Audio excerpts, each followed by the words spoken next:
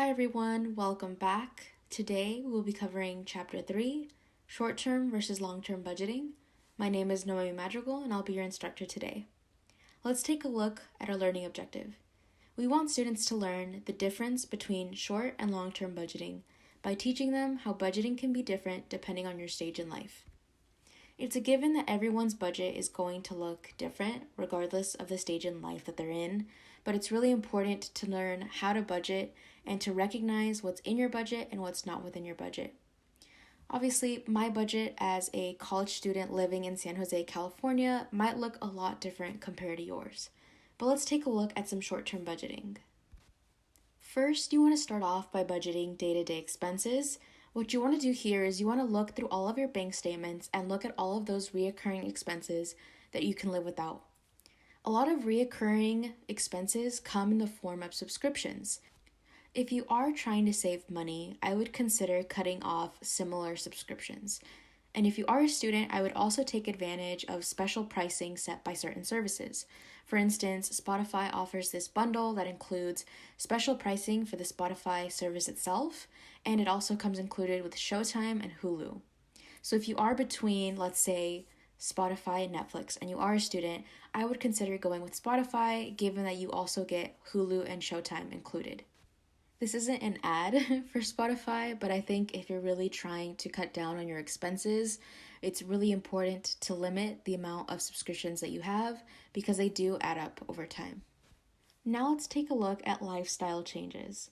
You want to begin by integrating small habits into your daily routine.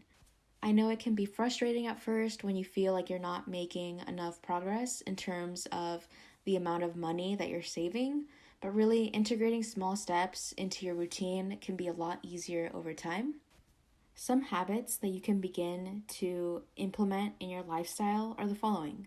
You can start by skipping takeout meals and prepare meals from home. I know it can be easy to pick up the phone and order that Chinese takeout, but believe me, you'll thank yourself later when you see how much money you're saving by preparing meals from home. You can also start by eating fresh and whole foods, given that these are oftentimes cheaper than prepackaged foods. And you also want to take advantage of your employee health benefits. So make sure that you are fully aware of everything that is included within your healthcare plan. Now let's take a look at an example. Let's say you buy a cup of coffee every weekday morning. If a cup of coffee costs $4.50, then you'd be spending $22.50 on coffee each week. And in a month, that's roughly $90 that you're spending on coffee alone. A cheaper alternative is buying a coffee bag for $8 at your local grocery store. And believe me, it'll last you much longer than just 2 cups of coffee. Now let's take a look to see where we can place our short-term savings. First, you can opt to go with the short-term investment. These are meant to last for 3 years or less. They do have higher returns in a few cases, however, there is also higher risk involved. You can also opt to place your savings in a savings account or a money market account. You also have the option of placing your savings in a short-term corporate bond. These are bonds that are issued by major corporations to fund their investments. However, there is also risks involved. Since these bonds are not issued by the government, you may end up losing some money. And lastly, we also have short-term U.S. government bond funds. These are similar to the corporate bonds that we just covered, except they're issued by the U.S. government. As for risks, these bonds are not backed by the Federal Deposit Insurance Corporation or the FDIC. The FDIC is an independent U.S. government agency that is designed to give consumers confidence to use the U.S. financial system. However, they are backed by the full faith and credit of the United States, and they are considered a very safe option. Now let's take a look at some long-term budgeting. Long-term budgeting includes the following: savings for emergencies, vacation savings, purchasing a car, having a down payment for a home, and life insurance. Now let's take a look to see how we can save for college expenses. Here are a few ideas. First, you can start by cutting out unnecessary expenses like eating less takeout meals or cutting down on the number of subscriptions that you have per month. I would also look into setting up a 529 plan. This is a plan that helps save for future educational costs. I'd also consider applying for financial aid, as you never know if you'll be granted extra financial help or be granted loans with lower interest rates. Lastly, while in high school, I would look into getting a part-time job so you can start saving earlier on. Now let's move on to saving for retirement. You want to make sure that you're setting up an IRA or an employee-sponsored 401k plan as early as possible. But don't worry, we'll be discussing this in greater detail in Unit 6. Let's now take a look to see how we can save for our vacation plans. Here are a few ideas. First, you can start by allocating an amount each month towards your vacation-only expenses. Then, after you review these expenses, you can start by reducing or removing any of those excess expenses. Lastly, if you'd like, you can get a temporary side hustle to help with any of the expenses. Let's move on to creating an emergency fund. You can dedicate a certain percentage of your monthly paycheck to your emergency or savings fund. Or you can also take out a percentage of your surplus expenses to put towards that emergency fund account. Let's move on to an example. Karen's lifestyle.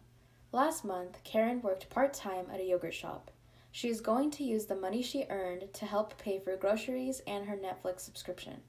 Karen will set aside the leftover money for her graduation trip to New York. Which of these expenses fall under short-term budgeting and long-term budgeting? Karen's groceries and Netflix subscription both fall under short-term budgeting, whereas her New York trip falls under long-term budgeting.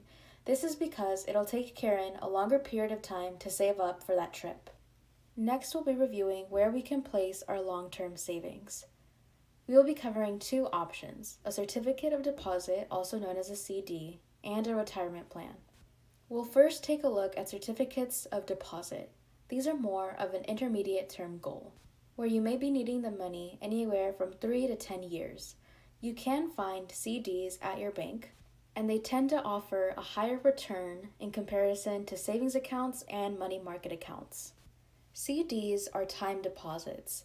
It is an agreement between you and the bank. The bank agrees that it will hold your money in an account for a specified period of time. In exchange, the bank will give you a higher interest rate on your money. The biggest risk you'll run into while having a CD is the chance that you might miss out on a better rate at another bank. A CD is not suggested while we are in a rising interest rate economy. CDs are less liquid than other bank investments, so this means that they are harder to convert into cash, and banks will charge a penalty if you decide to break the terms that you and the bank both agreed on. Now let's take a look at retirement plans. The vast majority of long-term goals are somewhat retirement related, so this means that you should be investing in a tax-advantaged account. This usually involves saving for 10 years or more. An example of a retirement plan is a 401k plan. This is a tax-advantaged retirement account that is offered by many employers. As an employee, you can contribute a certain percentage of your wages to this account. You can do this by using automatic deposits from your check and into your 401k plan. You should be aware that once your money is in a 401k, it might be hard to withdraw without penalty. 401k owners must be around 59 and a half when they start to make withdrawals, or they will face at least a 10% penalty tax. Let's now take a look at opening a savings account. Let's start by looking at the costs. Most banks require a minimum initial deposit anywhere from $25 to $100. You are better off putting your money in a savings account sooner rather than later because this way you'll start to earn interest. A popular saving/investing rule is the 50-30-20 rule. It is advised that you reserve 50% of your paycheck or budget for essentials like food or rent, 30% for discretionary saving like entertainment spending, and 20% for your savings. Please do keep in mind that this is general guidance as everyone's situation is going to look a lot different from each other's. If it seems impossible to save at least 20%, do not get frustrated. Saving something is better than saving nothing at all. Now, where can I save my money and earn interest at the same time? Typical banks and credit unions have savings accounts that offer a low percentage interest on your balance. It is FDIC protected, so that means that the government will be protecting your money up to $250,000. Some examples of where you can save your money include high-yield savings accounts and money market funds. Let's first take a look at high-yield savings accounts. They are a type of savings accounts which earn a higher interest rate compared to a standard savings account. An average high-yield account is 1.3% or more, while the national average for a regular savings account is 0.06%. The reason why it tends to earn more money is because it usually requires a larger initial deposit, and access to the account may be limited. High-yield bank accounts are available online, but you will need to set up transfers from another bank to deposit or withdraw funds. Now let's move on to money market. Money market funds are a type of mutual fund that invests only in low-risk securities. It typically provides a return similar to short-term interest rates, and it's seen as one of the lower-risk funds to invest in. You should be aware that money market funds are not FDIC insured, but they are regulated by the Securities and Exchange Commission. Interest rates are not always guaranteed, and they are always fluctuating, and as of now, most are around 2%. You're probably curious how much interest can be earned on the money that I've saved. The amount of interest that you've earned on your savings is limitless, but it will take some time to build up. It will earn compound interest over time, and this is all based on the principal and accumulated interest. It is better to keep your funds saved in a Federal Deposit Insurance Corporation insured bank or credit union. This means that it will earn interest and have the full protection under the FDIC. That was all for today. Thank you so much for checking out Chapter 3, Short-Term versus Long-Term Budgeting. I hope you enjoyed everything you learned today. Feel free to connect with us on LinkedIn, Instagram, and Facebook, and you can also find us on our website. Thank you, and I'll catch you on the next one.